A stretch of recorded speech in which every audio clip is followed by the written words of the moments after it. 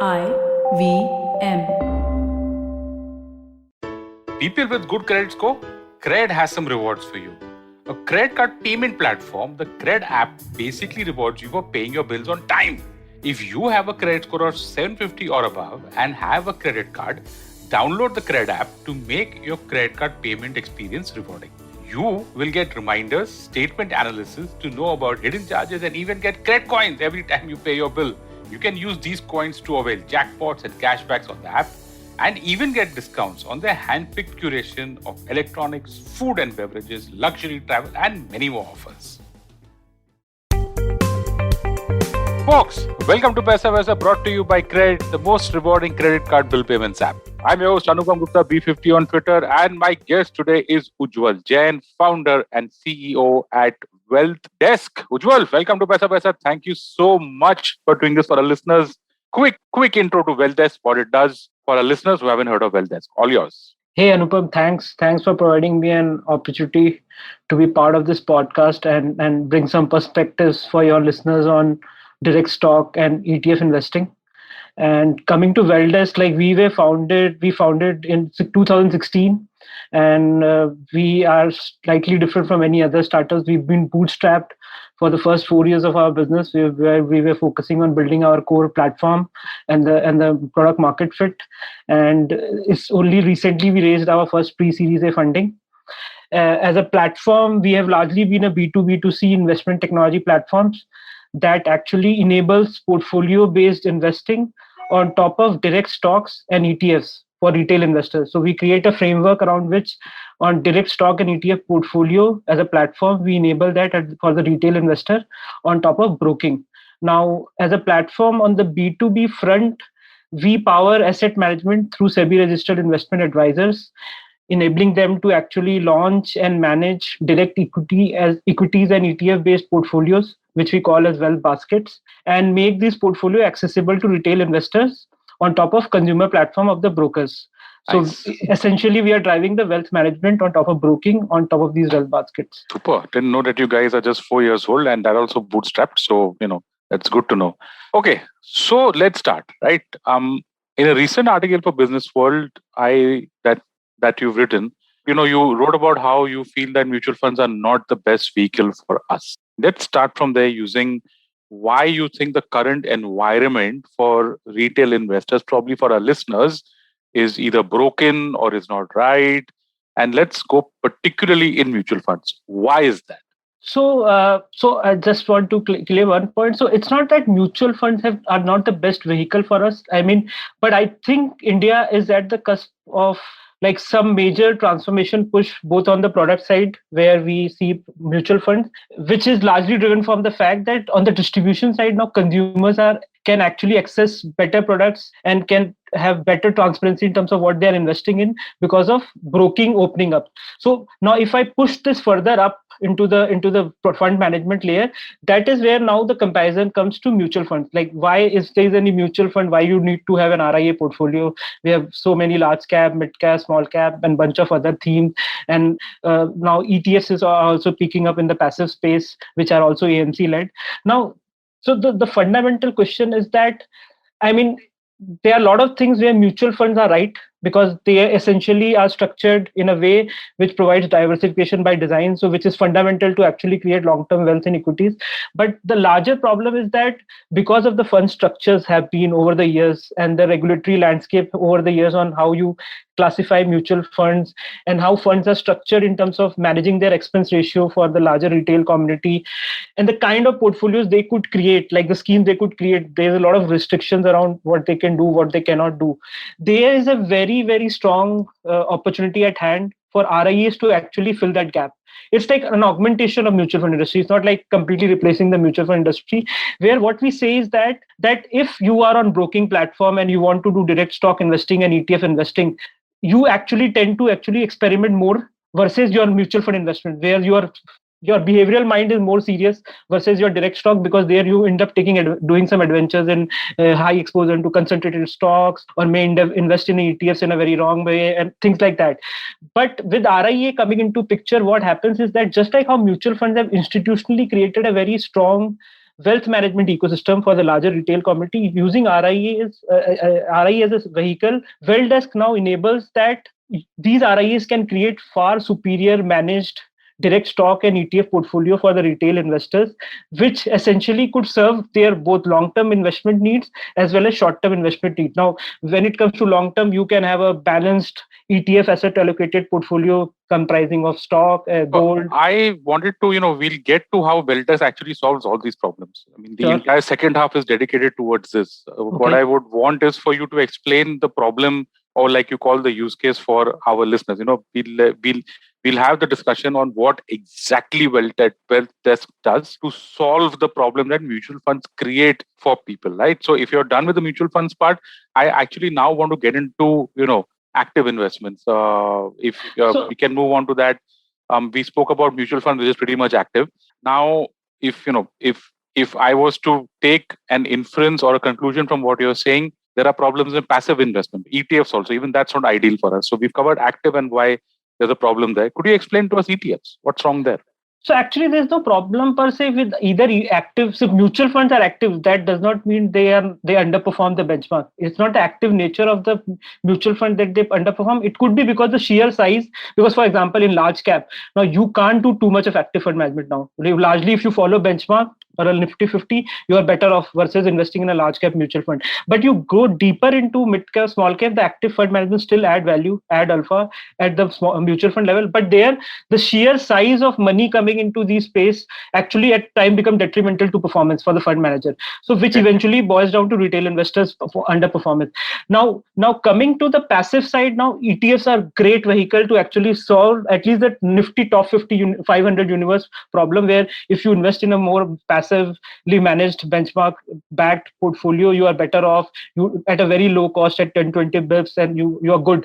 But the problem is that if you come now again take the ETF to a larger retail ecosystem, now if let's say we talk about Nifty 50, now in last 20 years Nifty 50 has given a worse drawdown of 59%. Can you think not even like 20% of Indians can handle that kind of volatility if they invested in a Nifty 50 ETF? And imagine if they move that money from a very serious FD or a debt kind of product to a Nifty 50 ETF, assuming that it's a very safe vehicle to actually get into equities. So actually that is the problem. So passive ETFs actually are a great instrument to actually invest in the market, but you need to wrap that up in a very beautifully managed asset allocation portfolio. For example, let's say if you want to build a very large India focused portfolio on ETFs, then specifically, let's say we're talking about a conservative profile which cannot take risk beyond 10% of volatility on the return side. Let's say your returns cannot go beyond 10% or 8% or 9%. There, between gold, debt, equities, and within equities, they are beautiful RIA-based portfolios in India have been created on our platform, where Nifty 50 has a very negative correlation to, let's say, Nasdaq 100.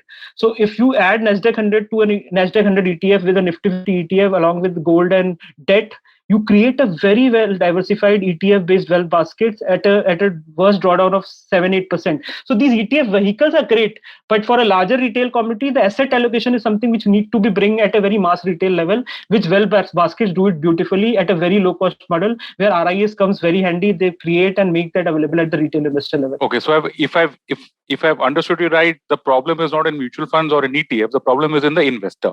They are absolutely not able to choose properly, right? And when they, so if we now move to what you just said, the RIA model, because retail investors make certain mistakes in mutual funds and ETFs, although those vehicles might be great or whatever it is, but it's the investors for whom the choice is a problem. So the solution that you're offering is RIAs or SEBI registered investment advisors, right? So let's understand your point of view out here for our listeners, because in the same Business World article, you mentioned that RIAs actually offer better risk-adjusted returns to the users. So please explain this concept. Yeah, so for example, if you look at the mutual fund investment like penetration in larger India, which is mostly distributor led, not from an investment objective led. Like obviously there are good players who do that rightly, but there is also a market where the compatibility aspect is not well taken, and you end up investing in too many mutual fund schemes within the same large cap category, mid cap category. And if you look at demat accounts of customers, you might see over diversification, which is detrimental to the portfolio, or they have invested in schemes which actually are not fit for them. But when it comes to RIA based portfolios where the focus is actually, first of all, the customer is paying the money to the RIA to actually invest in that portfolio. That transparency is fundamental to the business model because inherent in the platform. And second thing is that these underlying stocks or ETFs sits in your own demat account, complete transparency. So what happens is that if a RIA led portfolio is something which customer is looking at, now first of all customers understand the disclaimers around that this is my profile, this is basis which I'm investing in this. So let's say if I look at long term portfolios, they can invest in a very good momentum based portfolio which has an element flavor of, let's say, volatility adjustments. So which can actually at a very low cost can give you a portfolio return compared to a very premium PMS which is not available to a retail guy. So point is at a very low cost. So that is being democratized at platform level. The second thing is that when it comes to ETF investing, now if would have started on my own with a Nifty 50 ETF, and let's say just pre-COVID, for example, I would have seen a volatility. I might have exited that ETF at a very wrong time. But let's say if I would have been in a managed portfolio model, like typically Ultra HNI, who get a call from their advisors that please hold on to it, it's your behavioral bias, don't get trapped, stick to the volatility, the longer run is good.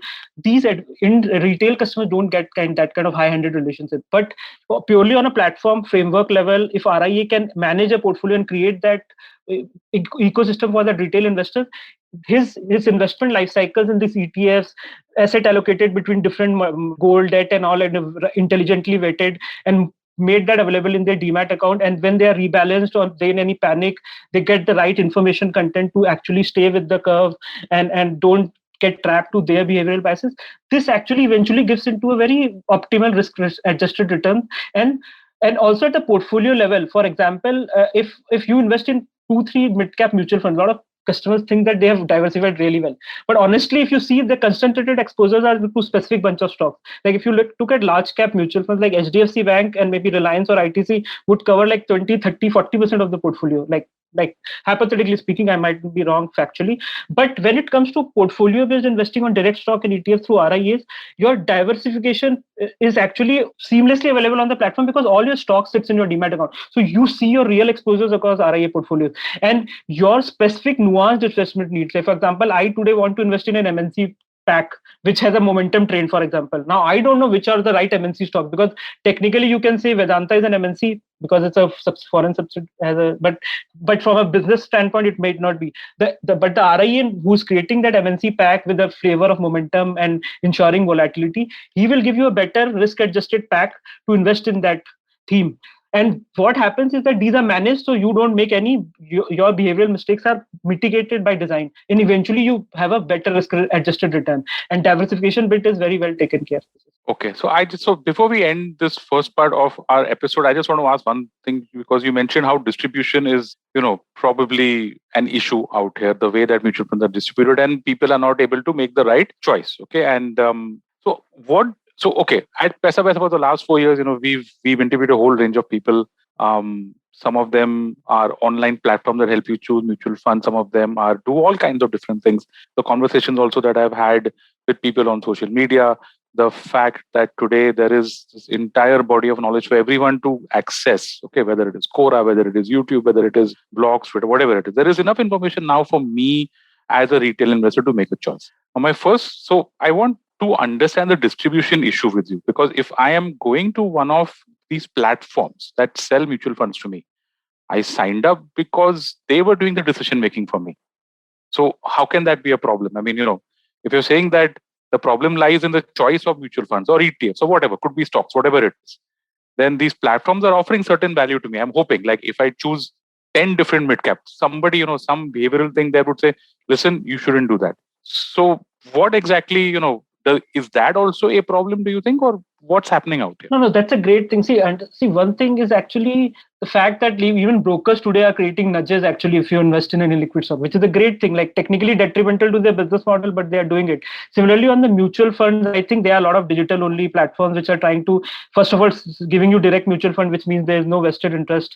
Secondly, they are creating the right package structures in terms of you're focusing on a tax saver, retirement, and even AMCs are realizing that push, and they are actually now marketing more around your objectives versus what they want to sell as a scheme, which is a very beautiful thing. But they are still, I think there are nuances beyond mutual funds which can be solved. Sure. Which actually, let's say you want to invest in specific theme sectors. Now, today, like we are talking about, let's say MSCI of India being built on our platform with such beautiful factor-based smart beta portfolios at a very low cost model, which is a bridge between active and passive. Like you can invest in a thematic portfolio which has an overlay of momentum, volatility adjusted, so that you can create a very premium portfolio at a very low cost for the retail investors. Now, India would not have seen that. And if you ask, mutual funds are way behind because they have their own like regulatory structures and scheme structures and within which they have to work. They also need to look at the sheer size at capacity stand. I mean, these are some of the things which we are also dealing as a platform today. If an RIA invests, and I think that's something which I've read some of the places where and listened to you at places where mutual fund is a very large like ecosystem, 30 lakh crores, and we have huge volumes. Now today, if a mid cap mutual fund manager wants to sell 2% of a portfolio in a specific stock, he knows that he can't do that tactical move because the market is not reserved, and those actually impacts the returns. Now, is that a problem? Is that a fallacy of the fund manager? No, but the structures are that CL size is so big.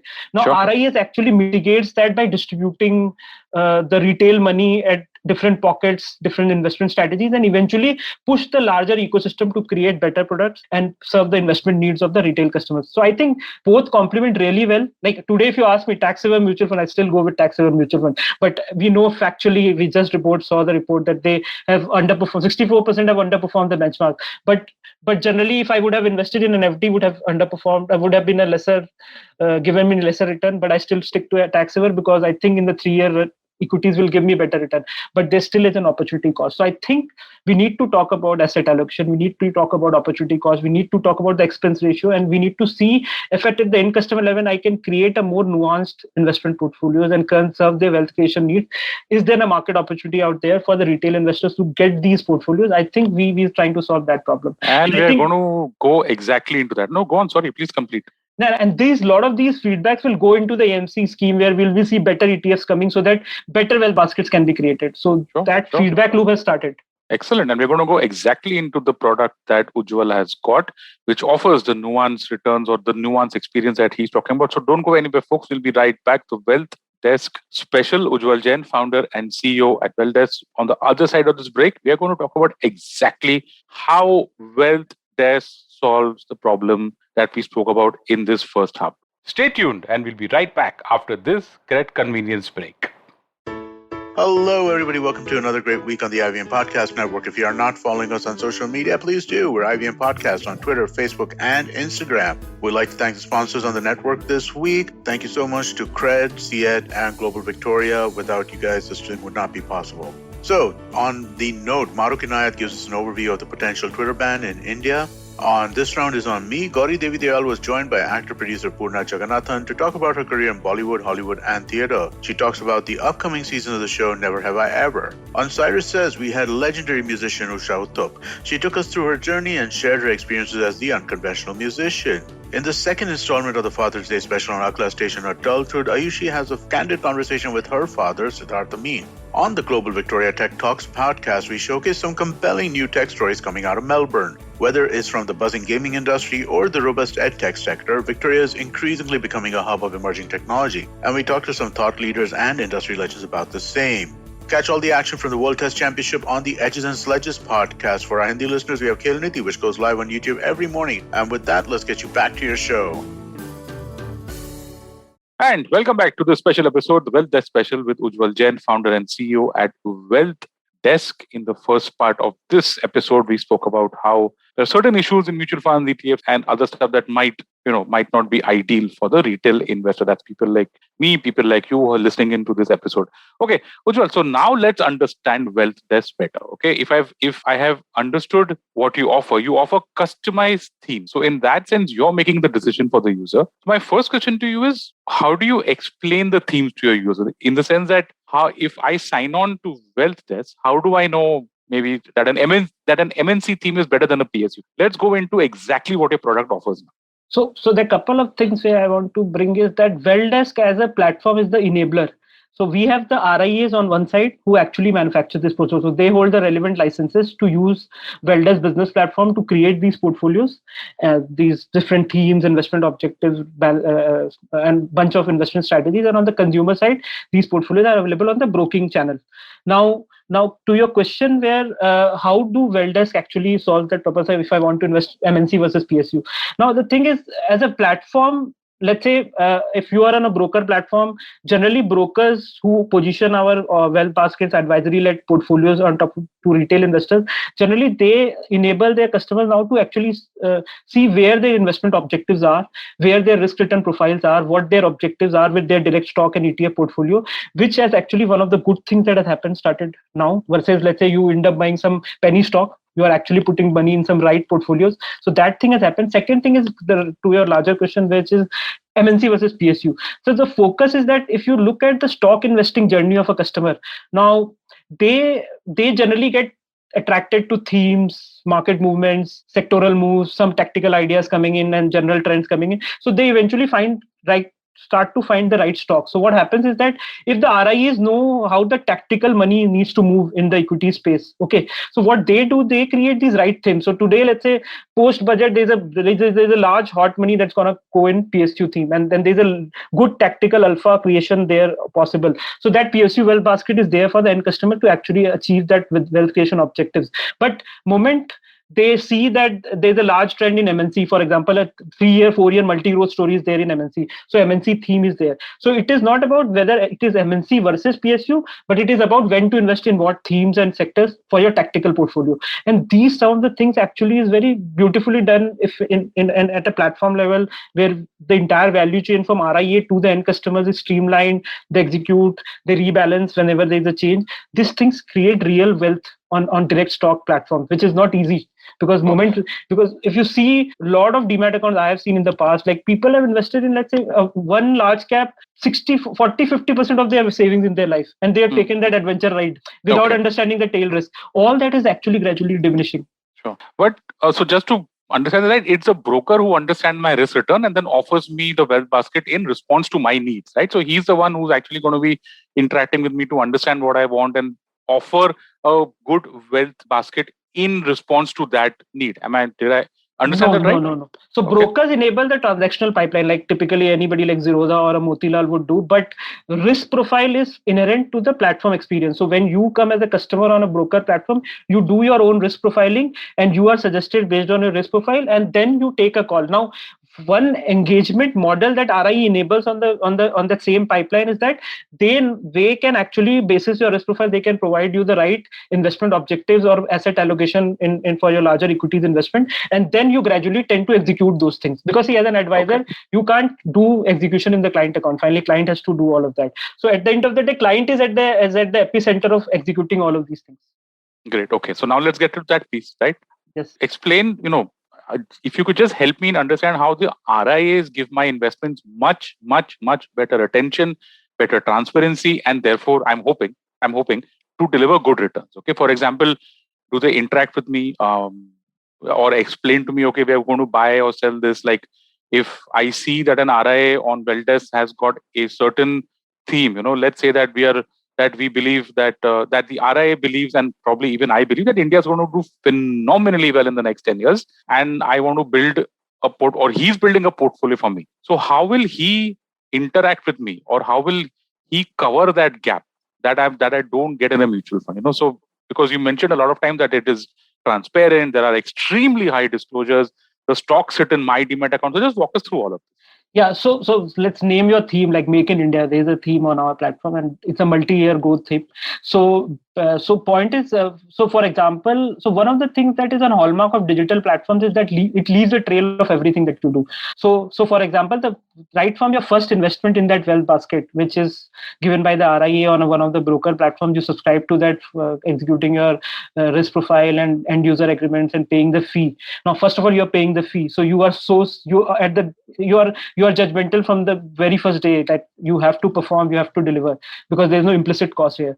And the second thing is that once they invest in these portfolios, they track everything in the underlying portfolio on a real-time basis. So just like how they invest in direct stock, they track their returns.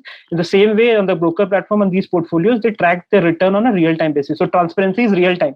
The underlying portfolio is real time. Now RIAs, because the idea is that most of the RIAs on our platform, especially the top ones and who have really been able to drive that systematic portfolio investing on our platform, they have a rebalancing frequency which is systematic in nature, like typically how our passive index works, so which is monthly rebalancing or a weekly rebalancing or a semi quarterly rebalancing. So what happens is that given the process is such creates such a discipline inherently at the customer level, that you have to at specific whenever you as per your investment dates, you get your rebalancing changes. So when the rebalancing changes comes, they know for the fact when they invested, the thesis said that this is as per this philosophy, and you have to execute the change in the portfolio at this time interval. So they get the notifications that they approve these changes in the underlying portfolio and mirror the portfolio of the advisor in their own demat account. And the good part is that they actually tend to feel empowered in that case, because see, they really feel that I'm controlling my investments. At the end of the advisor is controlling,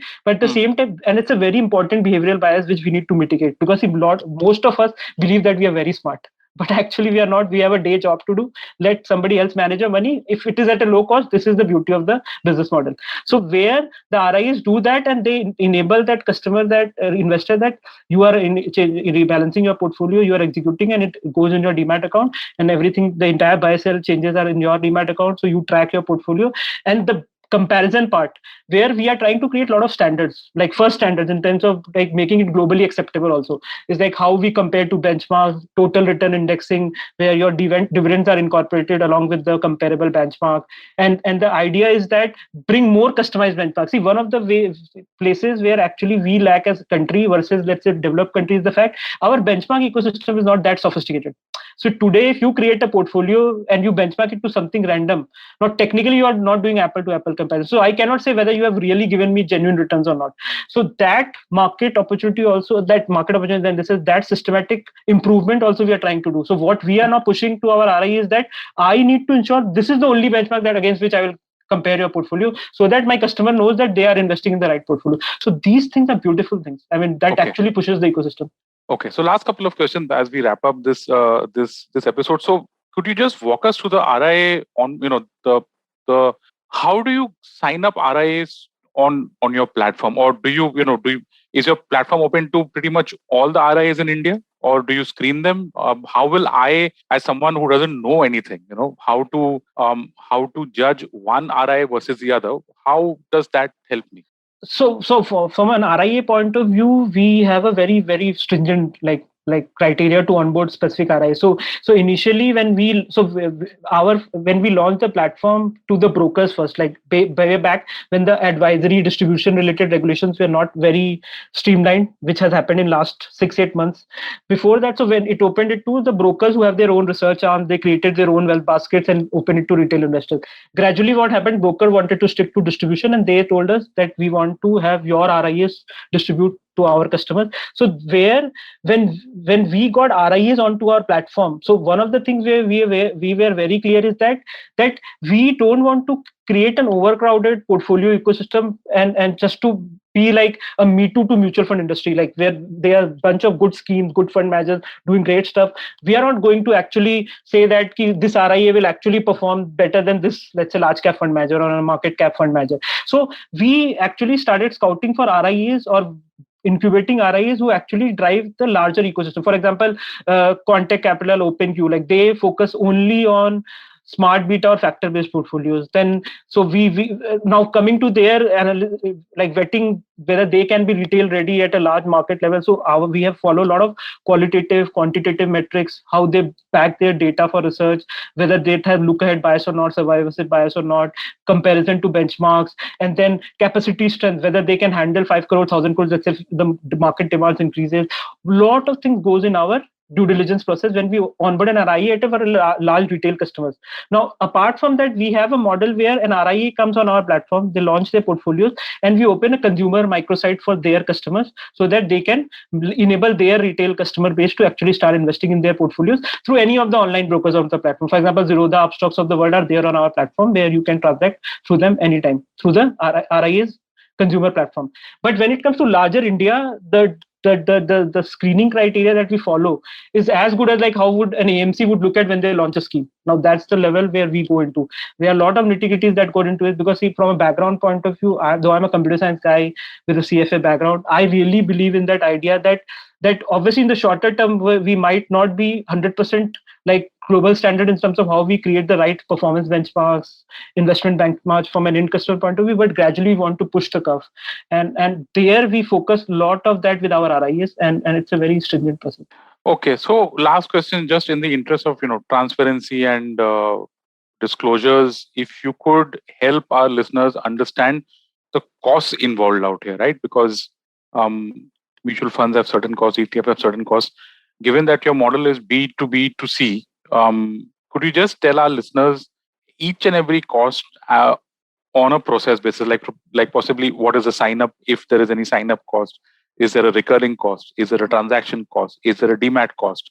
And if might be that you might, could put this in perspective as compared to, say, maybe owning a mutual fund or buying stocks directly. So first, let's get to the costing part, the various components, and then the comparison part. Yeah. So on the costing part, so the new component that gets introduced at the customer level where they have to pay is the fee. These are fee-based portfolios. So you have to pay a subscription fee, which could have a renewal frequency of 6 months, for example. So now this fee, now the good part is SEBI has now very well documented the fee component of an RIA, which could be either asset under advisory base. So for example, if I invest 1 lakh rupees and my fee is 1%, I have to pay 1,000 rupees every 6 months, for example. Now, but there's a cap of 2.5% at the annual level. Like, so that's a standard which SEBI has set. Then there's another standard that if you're charging a fixed fee, the max you can charge to a family account or an individual client is 1,25,000. Now these are the top level numbers, but when it comes to actual cost to the end customer, we generally have seen that most of our portfolios on our platform are generally on a fixed fee, so completely dealing to the idea of how much money you bring to these well baskets. So idea is to gradually focus on penetrating the product to a larger market versus trying to make more money or make a decent 1%, 2% from a specific set of customers. So these RIAs rather focus on fixed fee model, which is a very low cost. So you can assume that idea is the standards are like, obviously we are not there, right? Maybe is to keep everything under sub 50 basis points or sub 0.5% on the total cost basis, where including your demat cost and the broking cost and your fee cost eventually, because the broking fee and all that is what you do with your broker, which is where there's no RI has no control on, and they don't, and Wealth platform does not have, because it's your broking account with that broker. So that is a cost that you eventually still need to incur. But gradually what brokers are anyways, the broking is getting commodity and the costs are shrinking. So the fee component becomes reasonable for an end customer even after the execution cost at the broker level. So there the idea is that how can we push it to a level where it is sub 50 basis point eventually, and a customer gets a very good portfolio and not too much complicated for their understanding ki main kitna paisa de raha hu. It's like very easy to understand, like mostly fixed fee model. And eventually we will be talking about that the larger ecosystem is being pushed to that vanguard moment where we are creating very good specific investment objectives, aligned portfolios at a very low cost, easily executed in your account, all under at a very, very nominal cost. So yeah. Okay, and how would this be better or would compare to the mutual fund model or ETF model, or if I'm buying stocks directly, what would be to just so that our listeners understand this. So let's say when you invest in a direct stock, so obviously you just incur your broking cost, but what you incur also is that you get into the systematic market risk where you're investing directly in the stock, and you need to deal with the COVID moments, the tail risk, the budgets, the market movements, the company specific risk, all that eventually does not generate you wealth. Now, if you pay a nominal fee to a very smart person who actually whose day job is this only, he creates a portfolio for you and make sure that you get your wealth creation objectives met, that in additional cost that you pay actually get adjusted very well in your long-term wealth creation because you make more money. And the second thing is when it comes to ETFs. Now ETFs, obviously when you invest directly, you are incurring your execution cost only at the broker, and maybe because of ETF has liquidity issues right now, so the market impact cost could be high. But let's say even after all of that, let's say in a wealth basket there's a bunch of ETFs that you invest and you pay a fee for that portfolio to the RIA. The good part is that now you are investing in an ETF basket which actually the weightages are managed in your account in a way that you achieve your investment objectives, and you need to delink. Even if you delink yourself from markets and what is happening around, you still have a managed portfolio, so you pay a nominal fee for that. So that fee component is around your returns objectives, and it's a very good alignment for the retail community. Fantastic. Is there anything else? How can our listeners get back to you if they have any questions? What is your website? Are you there on social media? If our listeners have any questions, where can they ask you that?